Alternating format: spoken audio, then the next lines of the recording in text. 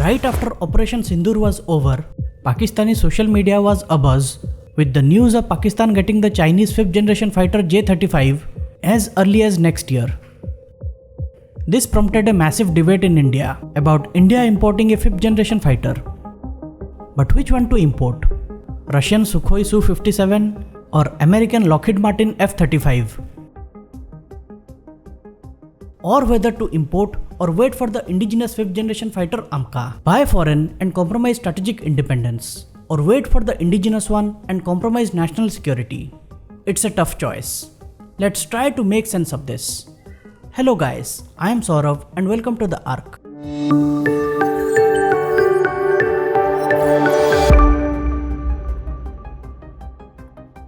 Defense purchases are always intertwined with geopolitics. Before going into the F-35 versus Su-57 debate, let's delve a little bit into IAF's procurement history to understand how we used to procure defense equipment earlier. Post-independence, IAF's fighter arsenal has always been a mixed bag of British, French, and Soviet or Russian aircraft. Indian defense acquisitions also reflected the geopolitical realities of the time.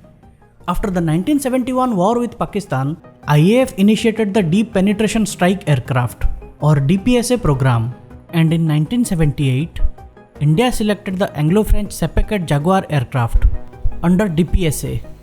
Then to assuage the Soviets because of the Jaguar purchase, India initiated the Tactical Air Support Aircraft or TASA program, under which 4 squadrons of Soviet MiG-23BNs were also inducted around 1981. Things took a dramatic turn in the region when Pakistan made a giant leap in 1981 after the US approved the sale of F-16 Block 15 aircraft for Pakistan. It sent shockwaves in the Indian defense establishment as air power shifted dramatically in favor of Pakistan. During this period, though the IAF was evaluating the French Mirage 2000 aircraft, it was in its early days of operation. But considering the significant Pakistani challenge, India decided to go for 2 squadrons of Soviet MiG-23 MF aircraft as a stopgap arrangement. The MiG-23 MF, though was not on par with American F-16s, it had some BVR missile firing capability. IAF later signed the deal with France in April 1982 for induction of 40 Mirage 2000s, with an option for HAL to manufacture an additional 110 units in India.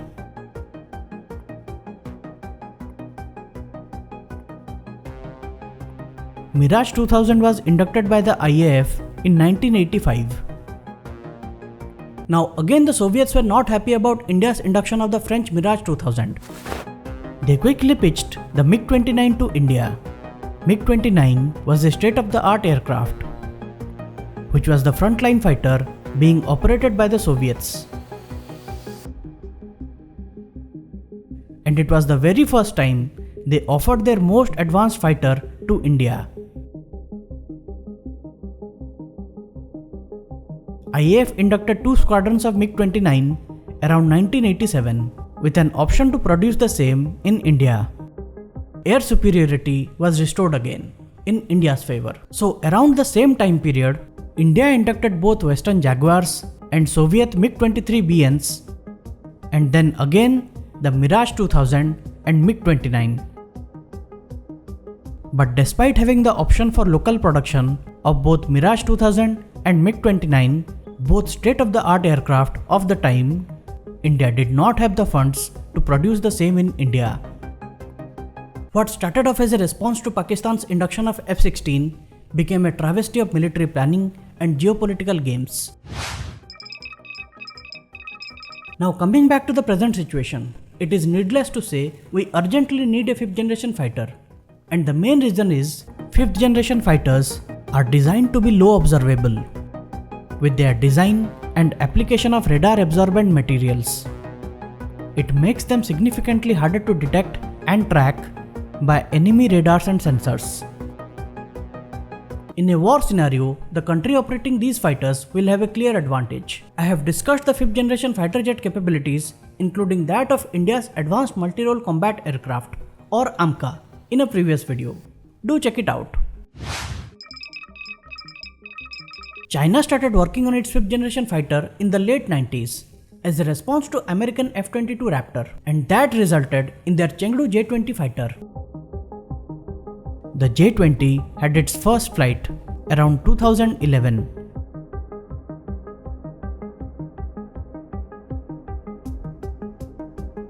Though the stealth feature and other capabilities of the aircraft were not great early on, China went ahead with serial production and mass induction by 2017. Then in 2021, China started replacing the Russian AL-31F engines with indigenous WS-10 engine variants. As per reports, China has already inducted more than 200 J-20 fighters of different variants and have also forward deployed them in air bases, including in air bases close to the Indian border. Along with the J-20, China also started a smaller 5th generation fighter program, the Shenyang J-35. China plans to have a naval variant of the J-35 for its aircraft carriers and an export version for countries like Pakistan. Pakistan plans to acquire 40 J-35A aircraft and apparently has sent its pilots to China for training. But there are contradictory reports that the aircraft would be inducted next year because no formal deal has been signed yet. But one thing seems pretty sure, that Pakistan is going to induct a 5th generation fighter in its fleet earlier than India, because India's indigenous 5th generation fighter AMCA is more than a decade away from induction. Then, considering the two-front threat in the region, should India induct a foreign 5th generation fighter as a stopgap measure?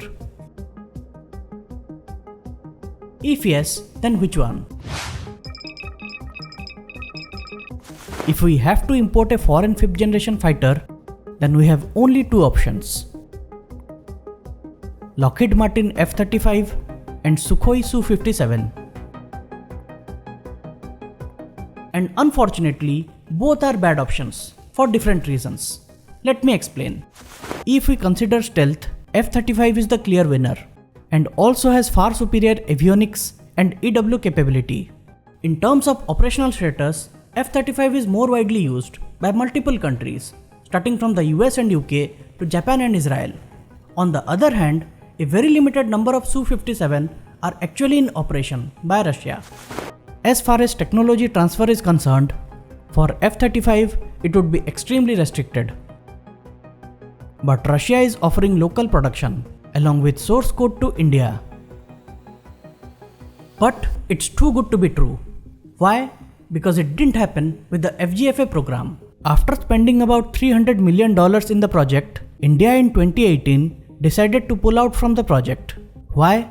Because the Russian side was reluctant to involve India in critical technological aspects of the aircraft. India was also not satisfied with the stealth features and engine performance. Later, the FGFA program evolved into the Su-57 program. So what really changed? That Russia is all of a sudden agreeing to TOT and source code of the aircraft now. It's all hogwash. Going back to our table, if we compare cost, F-35 is far more costly to buy and maintain as compared to Su-57. If India signs the deal, both the aircraft can be delivered to India fairly quickly, maybe in a year or two. See, the F-35 is a highly capable aircraft, clearly the best in its class in the world. With its state-of-the-art EOTS and DAS systems and advanced sensor fusion, it can go where no other aircraft can go. It can see what no other aircraft can see.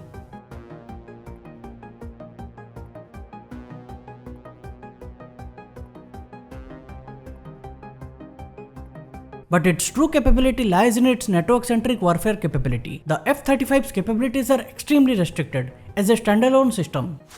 With the Indian Air Force's mix of Western, Russian, and indigenous aircraft, will the F-35 be able to communicate with them? Secondly, will they be able to communicate with the Russian S-400 systems? Clearly not. Also, it is more complicated now to induct an American fighter considering the uncertainties with Trump's foreign policy. As far as Su-57 is concerned, the aircraft's 5th generation credentials are questionable. And though with a Russian aircraft, we might have higher flexibility of integration of indigenous technology and weapons on the aircraft, the transfer of technology still remains doubtful. There are also chances of CAATSA sanctions by the US if India decides to induct the Russian Su-57. If India imports a foreign 5th generation fighter, then what happens to the AMCA? In the ideal scenario, AMCA makes perfect sense. But the problem is, we don't know how capable will it be and when will it really be inducted. Is there a third option? Maybe. India currently is in the process of inducting LCA Mark 1A, which is still facing delays due to delay in delivery of GE F-404 engines. LCA Mark II is supposed to have its first flight next year, but this aircraft is also delayed due to delay in finalization of the deal involving GE F-414 engines local production by HAL. India can induct the Rafales under the MRFA program, which may give us a breather for a while, but it's a very expensive aircraft. India's deal to induct 26 Rafale Ms was worth 63,000 crore rupees. You can imagine the price of 114 MRFA. If the Rafale deal goes through, India must force Dassault to integrate Indian weapons on the planes and for local production in India. On the AMCA front, things have started to roll. Government recently approved a new program execution model, under which private companies can also bid for the AMCA project. This will help in building a domestic aerospace industrial ecosystem and also break the monopoly of HAL. More importantly, it was recently reported that India is looking at closing the 61,000 crore rupees jet engine deal with Safran, which aims to create a 120 kN engine for AMCA. The engine will be designed and developed jointly by India and France. If this happens, then we'll achieve self-reliance in defense technology of the highest order. In my opinion, India should not go for a foreign 5th generation fighter. Going for plane shopping as a response to Pakistan is not the right strategy.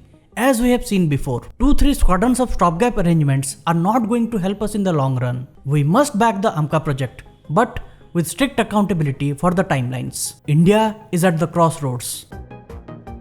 Capping the defense budget at 2% of the GDP is not going to help us at all, considering the threat perception in the region.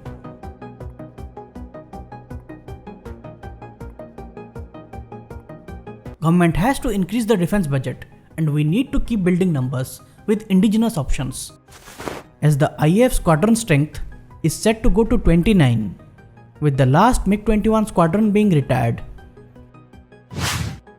And we need to worry more about our eastern neighbor than the western one, as China has flown 2 different 6th generation prototype aircraft in December last year. We have a lot to catch up on. Thanks for watching. Do share our videos, as it takes a lot of effort to make one. Thank you.